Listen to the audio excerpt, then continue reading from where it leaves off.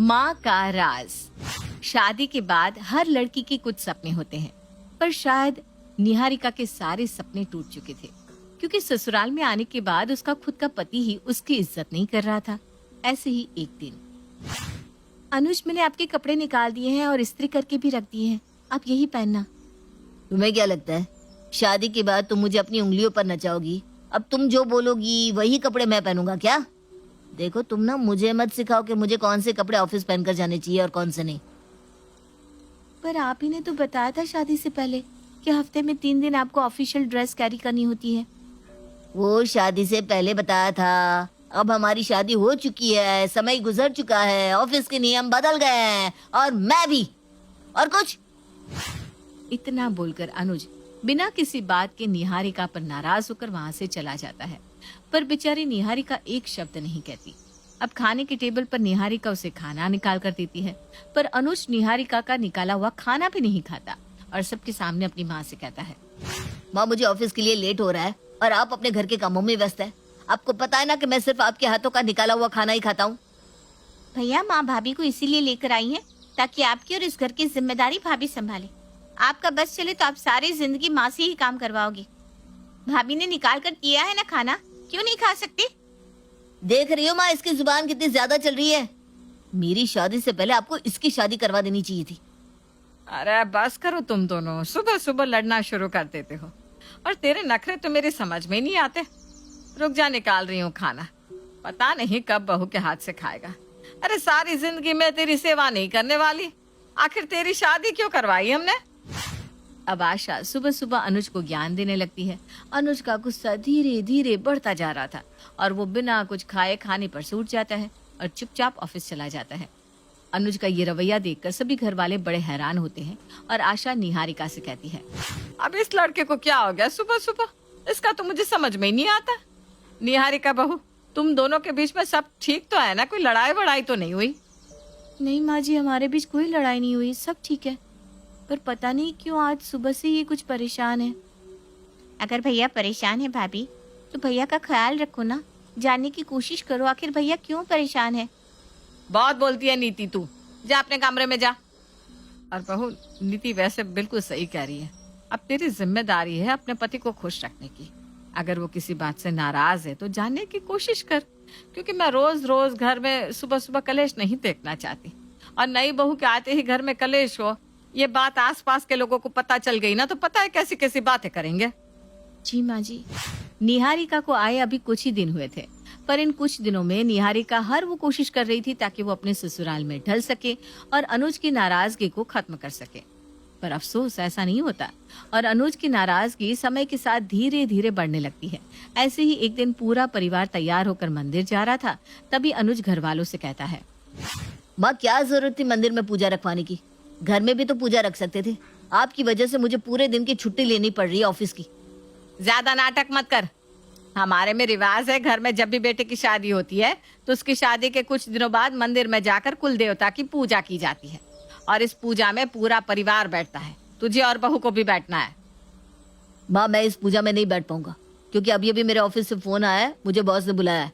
मैं half day में office जा रहा हूँ। आप लोग मंदिर के लिए निकले, मैं पीछे से आ रहा हूँ। सिर्फ 5 मिनट के लिए पूजा में रहूंगा और उसके बाद ऑफिस जाऊंगा। अनुज जी, पर आपके बॉस ने तो आपको पूरी छुट्टी दी थी, आपने ही पूरी छुट्टी लेने से मना कर दिया। तुम बहुत नजर रखने लगी हो मुझ पर। हाँ, मैंने खुद मना किया छुट्टी से, क्योंकि मुझे तुम्हारे साथ पूजा में बैठना ही नहीं है। और कुछ सुना है किसी को? इतना बोलकर अनुज गुस्से में वहां से चला जाता है और पूरा परिवार मंदिर के लिए चला जाता है। बिना अनुज की मौजूदगी में पूरी पूजा खत्म हो जाती है और पूरा परिवार घर वापस आ जाता है, पर अनुज घर पर नहीं होता। अपने बेटे की बेरुखी देखकर अब आशा अपनी बहू को ताने देती है, जब से तेरे साथ मेरे बेटे की शादी हुई है इसका तो रवैया ही बदल गया है। जरूर तेरे घर वालों ने कुछ कहा होगा मेरे बेटे को। नहीं माँ जी, मैं सच कह रही हूँ, मेरे घर वालों ने उनसे कुछ नहीं कहा, पर शायद हमसे ही कोई गलती हो गई है, तभी वो इतने नाराज है। देख बहू, मैं कुछ नहीं जानती, मुझे मेरे घर में शांति चाहिए। कुछ भी करके मेरे बेटे की नाराजगी खत्म कर। आशा अपने बेटे को कुछ ना बोलकर उल्टा निहारिका को ही खरी खोटी सुनाकर चली जाती है। समय यूं ही बीतता है, पर बेचारी निहारिका अनुज की नाराजगी खत्म नहीं कर पाती और अब तो अनुज की नाराजगी इतनी ज्यादा बढ़ जाती है कि वो निहारिका के साथ उठना बैठना यहाँ तक कि उसके साथ सोना भी बंद कर देता है। ऐसी ही एक रात अनुज अपना बिस्तर लेकर कमरे से बाहर जाने लगता है। इस पर निहारिका अनुज से कहती है, अनुज जी, आप बिस्तर लेकर बाहर क्यों जा रहे हैं? सभी घर वालों को पता है कि हम दोनों के बीच कुछ ठीक नहीं चल रहा। अगर आप इस तरह से कमरे से बाहर सोएंगे तो सबको लगेगा कि मैंने ही कुछ किया है।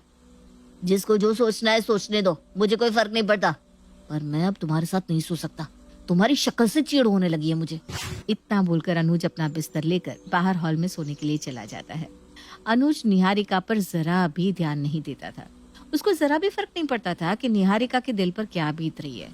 पर कहीं ना कहीं अब आशा को अपनी गलती का एहसास होने लगता है। वो देखती है कि उसकी बहू और बेटे के बीच की दरार बढ़ती जा रही है, जिसके बाद वो अपना राज और नहीं छुपा पाती। और एक दिन जब छोटी सी गलती पर अनुज निहारिका पर हाथ उठाने लगता है तो आशा अपने बेटे का हाथ पकड़ लेती है। अनुज बेटा, तू ये सही नहीं कर रहा है। निहारिका बहू की कोई गलती नहीं है, तुझे कुछ नहीं पता। माँ, मुझे कुछ नहीं पता। आपने इसे सर पर चढ़ा रखा है और इसके घर वाले आपकी जरा भी कदर नहीं करते। वो तो अच्छा हुआ जो उस दिन मैंने इसके घर वालों की बातें सुन ली। कितना बुरा बोल रहे थे वो लोग आपके बारे में, आपको पता है? नहीं बेटा, शादी के बाद बुरा तेरे ससुराल वालों ने हमसे नहीं, बल्कि हमने तेरे ससुराल वालों से कहा। शादी से पहले हमने दहेज के लिए साफ साफ मना कर दिया था, पर शादी के बाद जब बहू की विदाई हुई तो हमने दहेज की डिमांड रखी। और जब तेरे ससुराल वालों ने दहेज देने से मना कर दिया तो हमने उन्हें दहेज के लिए ताने दिए, खरी खोटी सुनाई। और उस दिन मैंने तुझे जो बताया वो सब झूठ कहा था, ताकि ये किस्सा वहीं पर खत्म हो जाए। पर मुझे नहीं पता था कि मेरे एक झूठ की वजह से मेरे बेटे और बहू के रिश्ते में दरार आ जाएगी। बहू सब कुछ जानती थी, पर उसने तुझे कभी सच नहीं बताया और ना ही मुझे कभी कुछ कहा। गलती हमारी है बेटा, मुझे माफ कर दे। माँ, आपने मुझसे झूठ कहा और इतना बड़ा राज छुपाया। अब जानती है, इस सच को जानने के बाद मैं खुद से नजरें नहीं मिला पा रहा हूँ। और आपको माफी मुझसे नहीं, मेरे ससुराल वालों से मांगनी चाहिए। आप लोगों को मेरे घर वालों से माफी मांगने की कोई जरूरत नहीं है। उन्होंने तो पहले ही आप सबको माफ कर दिया है।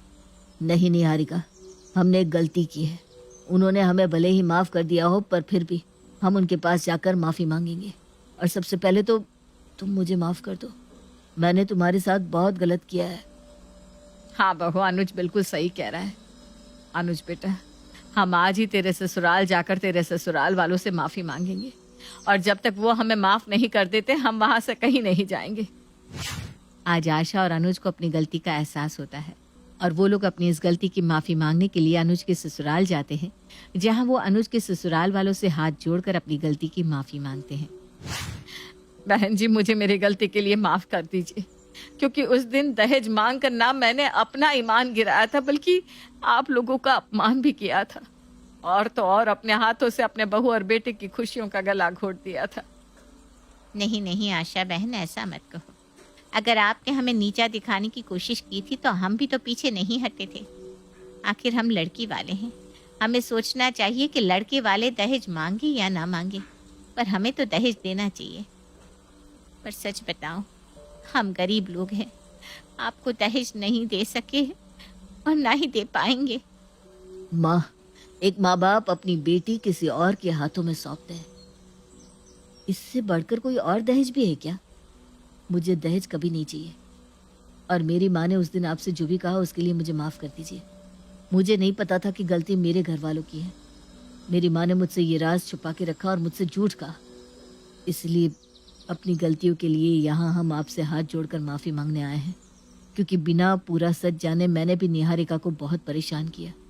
आपने विश्वास करके अपनी बेटी का हाथ मेरे हाथ में दिया और मैंने आपका विश्वास तोड़ दिया। दामाद जी, माफी मांगकर हमें छोटा मत कीजिए। और वैसे भी सुबह का भूला अगर शाम को घर आ जाए तो उसे भूला नहीं कहते। इस तरह से अनुज के ससुराल वाले भी उन्हें दिल से माफ कर देते हैं।